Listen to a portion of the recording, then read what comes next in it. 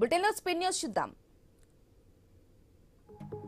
భద్రాద్రి కొత్తగూడెం జిల్లా పాల్వంచు RTC bus stand వద్ద అనుమానాస్పదంగా తిరుగుతున్న 5 వ్యక్తులను పోలీసులు అదుపులోకి తీసుకున్నారు.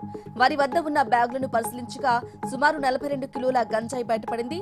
దీని విలువ సుమారు 21 లక్షల రూపాయలు ఉంటుందని పోలీసులు అంచనా వేశారు.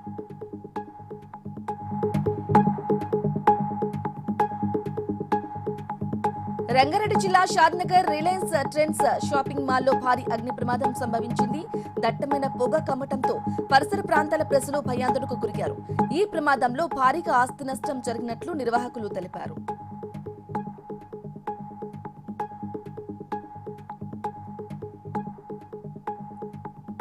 కృష్ణా జిల్లా చిన్న ఓగిరాల సమీపంలో హైవేపై ఘోర రోడ్డు ప్రమాదం జరిగింది. ద్విచక్ర వాహనాన్ని ట్యాంకర్ ఢీకొట్టడంతో స్కూటీపై వెళ్తున్న 3 వ్యక్తుల్లో 2 అక్కడికక్కడే మృతి చెందగా ఒక వ్యక్తికి తీవ్ర గాయాలు కావడంతో ఆసుపత్రికి తరలించారు.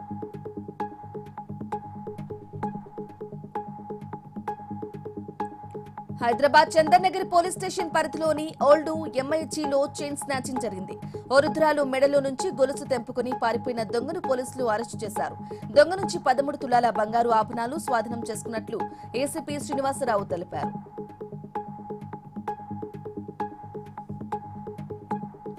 హైదరాబాద్ పాతబస్తీలో ఎంఐఎం మాజీ ఎమ్మెల్యే సయ్యద్ అహ్మద్ షాషా ఖాద్రీ అనారోగ్యంతో మృతి చెందారు. చార్మినార్ నియోజకవర్గం నుంచి 3 సార్లు, యాకుత్పురా నియోజకవర్గం నుంచి ఒక్కసారి గెలిచారు.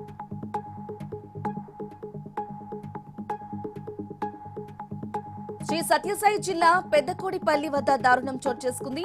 అదే గ్రామానికి చెందిన లింగమయ్య అనే యువకుడిని స్నేహితులు కత్తులతో పొడిచి పారిపోవడంతో అక్కడికక్కడే మృతి చెందినట్లు పోలీసులు తెలిపారు.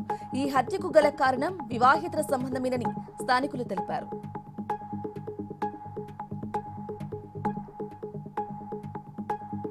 వరంగల్ కాకతీయ జూలోని సుమారు 15 ఏళ్ల వయస్సు గల వైట్ టైగర్ వృద్ధాప్యం కారణంగా మృతి చెందింది. సాధారణంగా తెల్లపులి సగటు ఆయుష్ సుమారు 14 సంవత్సరాలు కాగా కాకతీయ జూ అధికారుల సంరక్షణ విధానాల వల్ల 15 ఏళ్లు జీవించింది.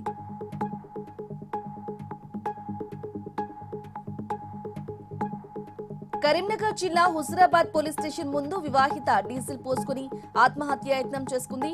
వివాహమై 2 సంవత్సరాలు దాటిన భర్త అరవింద్ వేధింపులకు గురి చేస్తున్నాడని ఆరోపణ చేసింది.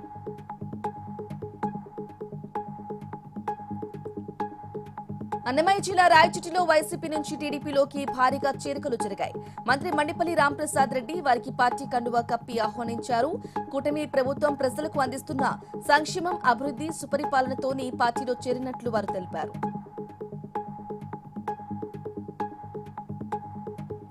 ములుగు జిల్లా బీఆర్ఎస్ నాయకులు మేమున్నామంటూ తమ ఉనికిని కాపాడుకోవడం కోసమే మేడారం సమ్మక్క సారక్క మహాజాతరపై తప్పుడు ఆరోపణలు చేస్తున్నారని ములుగు జిల్లా కాంగ్రెస్ పార్టీ అధ్యక్షుడు పైడాకుల అశోక్ మండిపడ్డారు.